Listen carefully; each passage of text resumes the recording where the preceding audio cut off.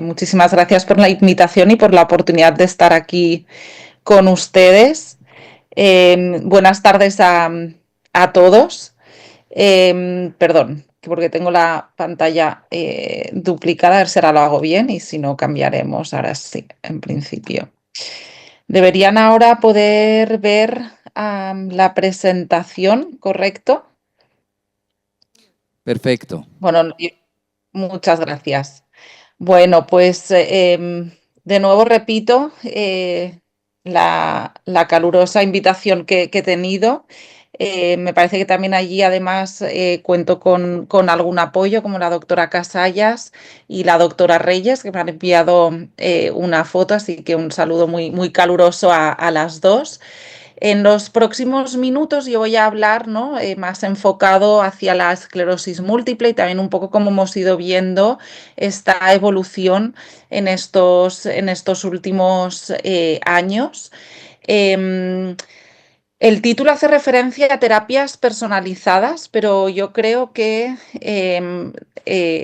las terapias personalizadas han llegado gracias, ¿no?, al cambio en muchas otras áreas, ¿no? Y voy a intentar un poco tocar cada uno de estos aspectos, especialmente centrándome en el tema de las terapias, ¿no? Pero de alguna manera esto ha venido de la mano también por el hecho de mejorar los criterios diagnósticos.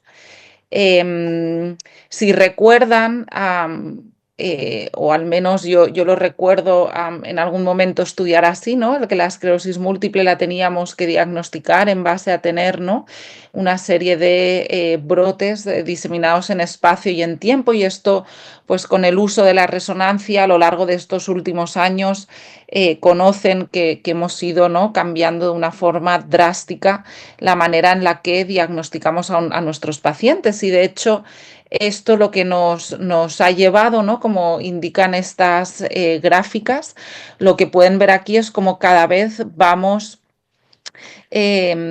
diagnosticando cada vez más y más pronto a nuestros pacientes, incluso con los del 2010, ¿no?, que utilizábamos ya el diagnóstico con una única resonancia. Llegaron los del 2017, ¿no?, y conseguimos aún y así también mejorar este proceso diagnóstico a nuestros pacientes. Aún y así, perdón, que me está...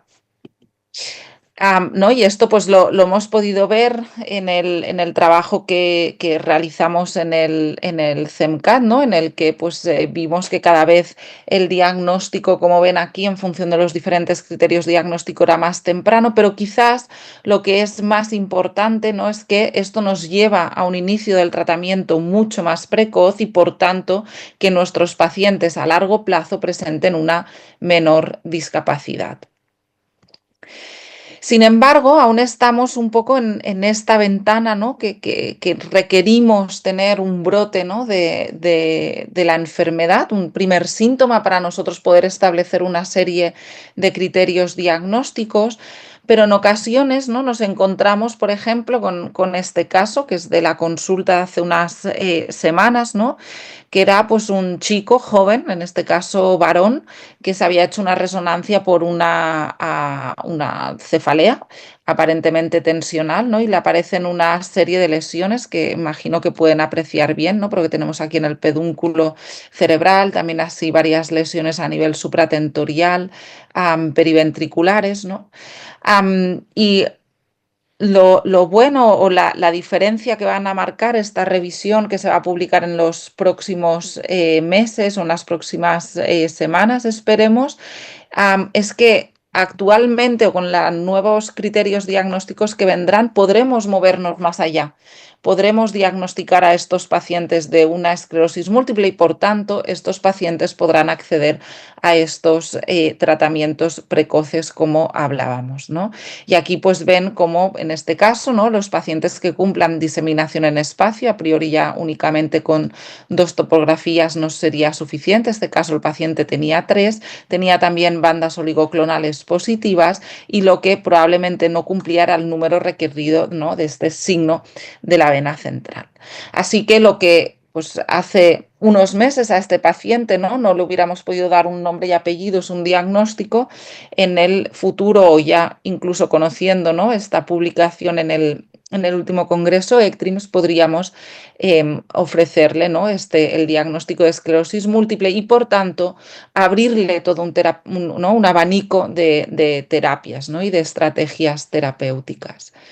Como saben también, en los últimos años, ¿no? Ha habido un desarrollo enorme, diría yo, ¿no? Yo creo que es de las enfermedades neurológicas en las que más cambios y más desarrollo terapéutico hemos tenido. ¿No? Y aquí lo ven representado, en este caso, pues los colores hacen alusión a la vía de administración, pero los podríamos clasificar de muchas otras maneras, ¿no? Y aunque parezca, ¿no? Aquí de hecho pues faltará también algún anti-CD20 nuevo que han aprobado hace poco. Y aunque parezca, ¿no? Que quizás esto dices, bueno, pues ya está por acabarse, bueno, es cierto, ¿no? Que yo creo que la ola de desarrollo está más pausada, pero aún así, ¿no? Yo creo que también en el último congreso vimos también, ¿no? Pues opciones futuras, yo creo que también todavía demasiado, ¿no? Futuras, pero que estamos allí incansablemente buscando nuevas estrategias terapéuticas en nuestros pacientes. Pero yo creo que es también muy importante tener en cuenta que este desarrollo terapéutico al final también, yo creo que lo que nos ha llevado es a cambiar también, ¿no? El paradigma del tratamiento, ¿no? Es cierto que quizás todavía nos faltan datos, nos faltan herramientas para poder seleccionar específicamente, ¿no? Como quizás pueden hacer los oncólogos con, ¿no? Algunas biomarcadores mucho más concretos, ¿no? Moleculares que nos marcan unas terapéuticas muy concretas. Yo creo que en la esclerosis múltiple no estamos allí todavía. Intentamos cada vez más avanzar en el campo de los biomarcadores, pero todavía no hemos llegado a aquel que nos permita decidir. Pero ahora verán que en estas próximas diapositivas pues les voy un poquito, ¿no? A invitar pues a ver diferentes estrategias terapéuticas que hemos ido implementando, ¿no? En estos últimos años de la mano con con este desarrollo de tratamientos, ¿no? Yo creo que el primer concepto clave que nos llevó a hacer este cambio, ¿no? de paradigma es saber y aprender, ¿no? De diferentes estudios, y aquí les traía algunos ejemplos en el que no todos ellos demuestran que de una manera u otra, cada uno con sus definiciones de early treatment, cada uno con sus definiciones de outcomes, pero en todos ellos lo que vemos es que si tratamos precozmente a los pacientes con esclerosis múltiple, estos pacientes, ¿no? Van a tener mejor pronóstico en términos de discapacidad, ¿no? Y al final es lo que los pacientes, lo primero que nos preguntan, yo diría casi, cuando les damos este diagnóstico, ¿no? ¿Cuántas veces habremos oído de me voy a quedar en una silla de ruedas, ¿no? Y yo creo que hoy tenemos datos para poderles decir que no va a ser así. O que intentaremos que esto no ocurra, ¿no? Aquí estábamos hablando de tratamiento temprano, que, bueno, pues ven aquí diferentes definiciones, ¿no? 2 años, 3 años, pero tenemos datos también recientes, ¿no? En el que incluso este very early treatment, ¿no? O sea, incluso el tratar dentro de los primeros 6 meses después de presentar el primer síntoma de la enfermedad, ¿no? También tiene incluso, ¿no? un impacto importante respecto a hacerlo entre los 6 y los 16 meses. O sea, tampoco estamos hablando de dejar a los pacientes sin tratamiento, ¿no? Y aquí podéis ver pues como las curvas de supervivencia, ¿no? Para outcomes tan duros, ¿no? Como por ejemplo alcanzar, ¿no? esta progresión secundaria, ¿no? de la enfermedad que podemos observar al cabo de unos años, ¿no? Pues vemos cómo claramente se separan cuando conseguimos ¿no? hacer este tratamiento tan temprano. Y esto al final, ¿no? Pues nos lleva a tener pues estas diferentes estrategias terapéuticas, ¿no? Ven aquí pues diferentes esquemas que a mí me gustan mucho, ¿no? Porque al final yo creo que es un poquito como nos enfrentamos a los pacientes, ¿no? En la consulta nos planteamos a ver cuál de estas estrategias, ¿no? Nos puede ser más útil en el paciente, ¿no? Cuando yo empecé inicialmente trabajando en Barcelona también, pero en el Hospital Vall d'Hebron, en el CEMCAT, y ha sido ahora más recientemente que pues, me he ido a llevar la unidad de esclerosis múltiple al Hospital de Sant Pau, pero yo recuerdo, ¿no? Que siempre estábamos comentando pacientes y comentábamos opciones de terapéuticas, siguiendo esta estrategia que ven aquí a su izquierda, marcada en azul y que me ven que estoy moviendo el ratón, ¿no? En el que hacíamos lo que era el escalado terapéutico, ¿no? Probábamos un tratamiento, uno de los más eficaces, tampoco teníamos los tratamientos de hoy en día y bueno, pues no funciona, probamos otro, vamos rotando, ¿no? Y vamos haciendo así cocinitas. Yo creo que esta opción todavía sigue siendo válida para algunos pacientes, yo creo que no nos hemos olvidar de ella, pero quizás sí que es cierto que nos estamos cada vez más intentando no hacer más esta segunda opción, ¿no? De empezar de entrada con terapias de alta eficacia, ¿no? Es cierto que esto también comporta ciertos riesgos. Es cierto que algunos pacientes no van a aceptar estos riesgos tan de entrada, justo al inicio de la enfermedad. Entonces yo creo que tampoco nos hemos de olvidar de esta otra estrategia, ¿no? Que ven a su derecha aquí en la pantalla, que es al final pues intentar empezar con algo, ¿no? Más vale algo poco eficaz que algo con una alta eficacia que el paciente no afecte, pero estar muy encima, ¿no? De ese paciente y al mínimo que veamos, ¿no? Algo de actividad, pues decidir, ¿no? Proponer cambios y quizás el paciente entonces está también más receptivo a este cambio, ¿no? Aquí les traía pues algún ejemplo que un poquito sustenta, ¿no? Estas terapias o esta estrategia quizás un poquito más agresiva, ¿no? En el que pues vemos que aquellos pacientes que empezaban, ¿no? Pues de entrada con una terapia de alta eficacia, y estos son cohortes de Suecia y de Dinamarca, que saben, ¿no? Que en Suecia prácticamente todos los pacientes van tratados con terapias anti-CD20, ¿no? Pues aquí vemos esta curva naranja, ¿no? Como los pacientes se mantienen más estables, ¿no? Se mantienen sin discapacidad, ¿no? De una forma, pues de una mayor proporción de ellos se mantienen así frente a la escalada terapéutica, ¿no? Que lo que vemos es que los pacientes, de hecho, pues tienen peores outcomes, ¿no? Pero también yo creo que tenemos datos para demostrar que hacer esta estrategia que veíamos, ¿no? En la anterior diapositiva más hacia la derecha, este escalado temprano cuando el paciente lo necesitamos, ¿no? Pues también vemos que es eficaz. O sea, que tampoco nos hemos de estar, ¿no? Yo creo, obsesionados y amargados con no, a por todas y con todo lo que tengo en los pacientes, ¿no? Yo creo que también está bien dar otras opciones, sobre todo dependiendo del ¿no? momento de la enfermedad y de las preferencias de los pacientes, ¿no? Am, otro cambio, yo creo, muy importante que se ha producido en los últimos años, ¿no? Es este caso que les traía aquí, ¿no? En el que, bueno, pues se llegó un poquito más tarde al diagnóstico porque en el primer síntoma, pues quizás no se le dio demasiada importancia, ¿no? Que, bueno, llegamos a un diagnóstico, empezamos un tratamiento y la paciente está bien, no tiene no tiene nuevos brotes, no tiene nuevos síntomas, pero sin embargo, ¿no? Dentro de la monitorización hacemos esta resonancia, ¿no? Y aparecen estas lesiones nuevas, ¿no? ¿Qué hacemos con ello? Yo creo que aquí también ha habido un cambio muy importante. Creo que no, y yo recuerdo, ¿no? Pues explicar a los pacientes al principio de todo, ¿no? No, bueno, pero son solo actividad en la resonancia, no pasa nada si no has tenido brotes, vamos a mantener un poco más el tratamiento, ¿no? Yo creo que esto también es un cambio muy importante de los últimos años en el que realmente no toleramos apenas nada de actividad y esto pasa por no tolerar tampoco, ¿no? Estas nuevas lesiones en la resonancia, ¿no? Y cuando, bueno, hasta ahora quizás teníamos una evidencia más limitada, ¿no? Aunque en el fondo sabíamos que si vamos acumulando lesiones vamos a tener ¿no? Problemas a largo plazo. Lo cierto es que nadie en realidad, ¿no? Pues había analizado qué pasaba, ¿no? Cuando dejábamos a los pacientes sin hacer este cambio, ¿no?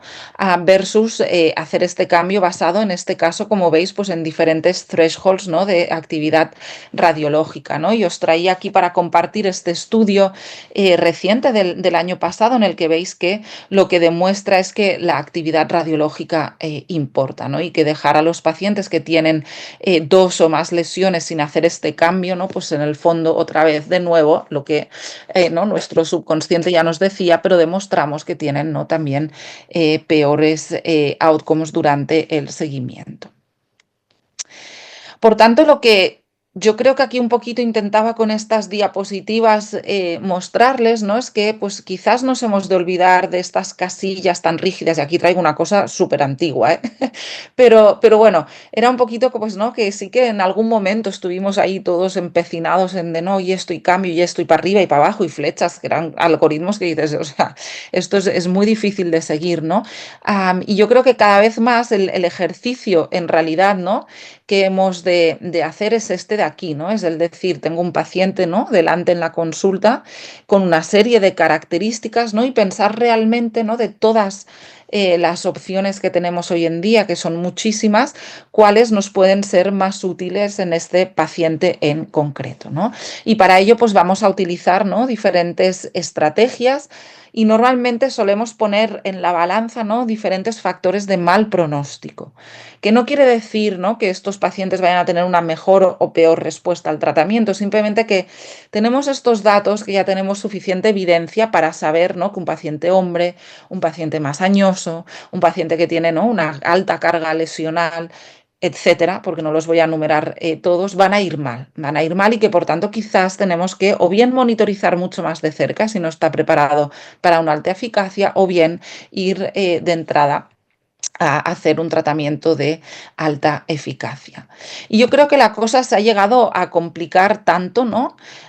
Recuerdo que al principio, ¿no? Quizás lo que nos barajábamos en la consulta eran un poco estas tres patas, ¿no? Pues teníamos en cuenta un poco cómo era la enfermedad, obviamente, ¿no? En el centro, ¿no? Y luego poníamos en la balanza un poquito esta, ¿no? Eficacia versus, ¿no? Efectos adversos. Pero yo creo que a lo largo de estos últimos años lo que hemos ido viendo es que esta decisión se ha ido, de hecho, cada vez complicando, ¿no? Y empiezan a aparecer otras patas, ¿no? En las que sobre todo cada vez más, y las he marcado así en otro color, están mucho más centradas en la preferencia del paciente, ¿no? Preferencia de si quiere un fármaco oral, si prefiere inyectarse, se siente más seguro viniendo al hospital a recibir una infusión, ¿no? Por ejemplo, entre otras, porque en realidad hay tantas patas como queramos y tantas patas como pacientes que nos enfrentamos cada día. Lo podemos complicar más, en realidad, porque ya con la cantidad de fármacos, ¿no? Que tenemos, pues hemos de tener en cuenta muchísimas cosas, ¿no? Me parece que la charla anterior han escuchado, ¿no? Esta necesidad de vacunación, ¿no? Y de protegerles, ¿no? Frente a algunos gérmenes. Estos fármacos son inmunosupresores, esto desde luego es súper importante, ¿no? Pues también un poco cómo nos van a impactar en algunos marcadores biológicos, o qué tengo que tener en cuenta, ¿no? A la hora de hacer esta secuenciación de tratamientos, ¿no? Tanto en los periodos de lavado como si estoy dejando alguna huella inmunológica, ¿no? Que tantos nos gusta hablar sin saber bien todavía de lo que hablamos. Aquí yo creo que esto me daría para dar charlas y charlas, pero sí que quería también destacar una cosa que ha cambiado mucho en estos últimos años, como es tener en cuenta, ¿no? Este deseo de embarazo de nuestras pacientes, ¿no? Sabéis que la esclerosis múltiple afecta principalmente a mujeres jóvenes y que por tanto pues van a tener, ¿no? Un deseo de formar una familia en algún momento, ¿no? Lo cierto es que hay algunos estudios un poco sorprendentes y llamativos. También, afortunadamente, como ven abajo en las referencias, probablemente ya un poquito antiguos, pero en el que, ¿no? Algunas casos, en realidad hay muchas pacientes, ¿no? Que se quedan o que disminuyen, ¿no? El número de niños que en realidad hubieran querido tener o que, ¿no? Pues cambian y finalmente no llegan a tener descendencia cuando en realidad era un deseo, ¿no? Que tenían. Otra cosa es que no lo desearan, ¿no? Y las razones, en realidad, cuando vamos a mirarlo, ¿no? Muchas veces son, ¿no? Pues muchos miedos y muchas, ¿no? Desconocimiento también de la evolución de la enfermedad en la propia paciente, ¿no? Y en la descendencia. Yo creo que aquí también tenemos una labor muy importante, ¿no? Como neurólogos de ir trabajando con nuestras pacientes, ¿no? Yo creo que esto cada vez lo hemos ido aprendiendo también a lo largo de estos últimos años y hemos pasado, ¿no? De esta recomendación de no te quedes embarazada a ningún problema, pero planifiquemos. Planifiquemos porque los tratamientos, ¿no? Pues tienen sus también riesgos y beneficios en el embarazo, ¿no? Yo les invito a que si están interesadas, hay varias revisiones, pero esta es yo creo que de las más completas que hay publicadas y que trata pues no un poco todos estos riesgos de la continuación del tratamiento durante el embarazo, los riesgos para la madre, los riesgos para el bebé, ¿no? Y un poco pues también va viendo o no, de alguna manera nos habla cómo hemos de empezar a acompañar, que es lo que hacemos, yo creo que ya hoy en día en la consulta, ¿no? A las mujeres desde este momento preconcepcional en el que hace falta planificar bien este embarazo y luego también, ¿no? De alguna manera seguir acompañando a nuestras pacientes, ¿no? Pues una vez ya han tenido el bebé, ¿no? Estas son unas tablas enormes con un montón de detalles y que obviamente no van a poder leer, pero que más o menos yo creo que he intentado resumir aquí. Y aquí fíjense, ¿no? Que yo aquí hago hincapié en las fichas técnicas de la Agencia Europea, que es la que nos regimos nosotros. Me parece que ustedes se rigen por la de la FDA, pero no debe ser muy diferente, ¿no? Pero vamos, básicamente pues hay una serie de fármacos que van a estar totalmente contraindicados, que son básicamente los tratamientos o la mayoría de los tratamientos orales por el riesgo de que pasen al bebé y que nos produzcan algunos daños, pero que la mayoría de los fármacos que ven aquí listados vamos a poder hacer, ¿no? Un balance del riesgo-beneficio y vamos a pactar con nuestras pacientes una serie de tiempos para conseguir este embarazo, en algunos casos incluso, ¿no? Manteniéndolo durante el embarazo si fuera necesario. Lo mismo ha ocurrido durante la lactancia, ¿no? También son tablas súper completas con un montón de información, ¿no? Pero que también de alguna manera he intentado resumir aquí en esta guía que preparamos para nuestra Sociedad Española de Neurología y en la que pues también básicamente ven que habrán fármacos que no vamos a poder usar y otros que vamos a poder pactar, ¿no? Y vamos a poder encontrar estrategias con nuestras pacientes para poderles acompañar también durante la lactancia materna si así lo desean, obviamente. Y esto ya estoy entrando en mis últimos 5 minutos de tiempo, ¿no? Pero sí que me gustaría empezar a mencionar algunas cosas que yo creo que todavía están un poquito más en pañales, pero que también van a tener un impacto muy importante en cómo manejaremos a nuestros pacientes desde el punto de vista terapéutico en los próximos años, ¿no? El primero de ellos es los biomarcadores, ¿no? Saben que hay unos biomarcadores de daño axonal, como ven aquí a la izquierda, que son los neurofilamentos, ¿no? O del daño más astrocitario, ¿no? Como es la GFAP que ven a la derecha, ¿no? Cada uno tiene sus particularidades, pero sí que hemos empezado, ¿no? A aprender que de alguna manera, ¿no? Los neurofilamentos nos permiten, ¿no? Predecir, nos permiten saber aquellos pacientes que van a tener actividad durante el seguimiento, ya sea en forma de brotes o en forma radiológica, ¿no? Y que cuando queremos ir a mirar parámetros un poquito más de progresión, van a comportarse de forma un poco diferente, ¿no? En este caso, pues les traía este trabajo que me parece muy interesante, en el que de alguna manera lo que encuentran es que los valores de neurofilamentos se asocian con la discapacidad, pero sobre todo, ¿no? Pues pacientes activos, ¿no? Y que adquieren esta discapacidad con la actividad. Y sin embargo, ¿no? La GFAP se asocia, ¿no? Mucho más a formas quizás un poco más puras, ¿no? desde un punto de vista de la progresión y que no necesariamente existe, ¿no?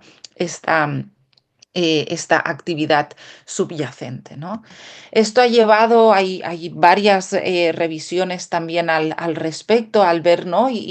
Cómo podemos trasladar esto en la práctica clínica. Y desconozco la situación en Colombia, pero aquí en España son muchísimos los centros que están empezando a utilizar ya estos biomarcadores en práctica clínica. Yo creo que aquí también me gustaría hacer todavía un poco de una llamada no de atención, pero quizás de prudencia, ¿no? Hay diferentes aspectos que yo creo que todavía em, tenemos que estar atentos, ¿no? Sabemos pues, que estos biomarcadores no es simplemente tener los altos, bajos, no es simplemente tener un 10 o un 20, sino que también hemos de tener en cuenta, ¿no? diferentes parámetros y entre ellos la edad. Son marcadores que, como veis en estas gráficas, ¿no? aumentan exponencialmente, ¿no? con la edad, ¿no? Al final, pues no dejamos las neuronas, pues desgraciadamente, ¿no? se nos agotan y se mueren a lo largo de los años, y esto lo podemos ver también aquí en la sangre, y que por tanto, ¿no? para poderlo homogeneizar necesitamos corregirlo por estas, ¿no? por la edad, y necesitamos, ¿no? pues de este trabajo tan bonito que hicieron los compañeros de Suiza, ¿no? que nos dieron una serie de valores de normalidad, pero también y cada vez más, pues con la extensión del uso, al menos aquí en España hay diferentes plataformas que se están utilizando un poco indiscriminadamente, ¿no? Y yo creo que tenemos datos ya suficientes para ver que los cambios, ¿no? y los valores no son extrapolables de una plataforma a otra, ¿no? Y aquí también hemos de ser cuidadosas. Y luego, pues bueno, que hay, cada vez van apareciendo, ¿no? pues más a factores de confusión, ¿no? que se han relacionado con, ¿no? estos niveles quizás un poquito más inestables, y que seguro que vamos a ir aprendiendo más durante los próximos meses. Y por último, ya todavía más breve sobre el fenotipo, ¿no? Am, si sabéis, clásicamente hablamos de nuestros pacientes, ¿no? como la forma en brotes o remitentes recurrentes, o las formas progresivas, ¿no? entre la primaria progresiva o la secundaria progresiva, pero yo creo que cada vez más nos estamos moviendo más en olvidarnos, ¿no? un poquito de lo que serían estas definiciones que se basan básicamente en estos datos clínicos, quizás un poquito, ¿no? anticuados, un EDSS que se escribió, ¿no? en el 83 y que no se ha ¿no? modificado en todos estos años, ¿no? Y quizás el esfuerzo cada vez más, ¿no? es un poquito a centrarnos, ¿no? en realmente la patología subyacente, ahora que la empezamos a entender un poco mejor. De nuevo, yo creo que aquí todavía nos falta un poquito más de entender realmente bien todo este complejo, ¿no? de lo que es la patogenia y lo que, ¿no? al final esto cómo se expresa clínicamente, o qué impacto tenemos, ¿no? de los diferentes factores externos. Y ojalá, ¿no? en un futuro, de alguna manera, lo que estemos, ¿no?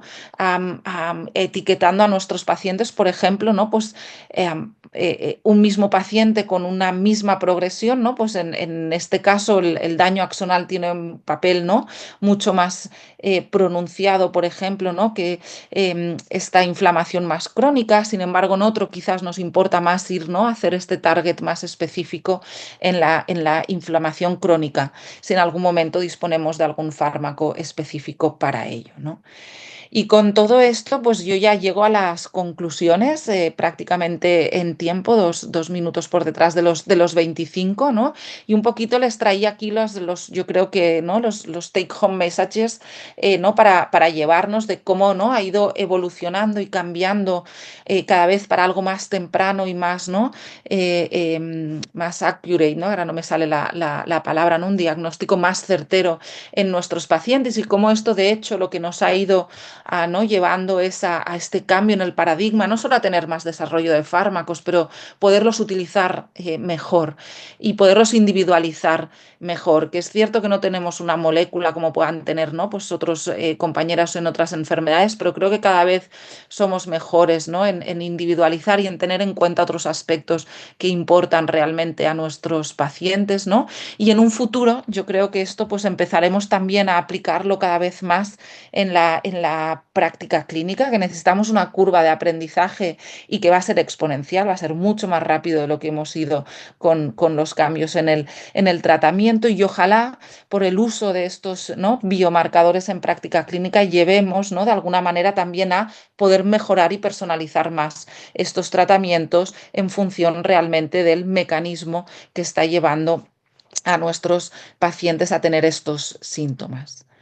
Y con todo esto agradecerles a ustedes por la atención y de nuevo agradecer a los compañeros de CAIRE por la invitación y poder estar aquí compartiendo experiencias con ustedes hoy.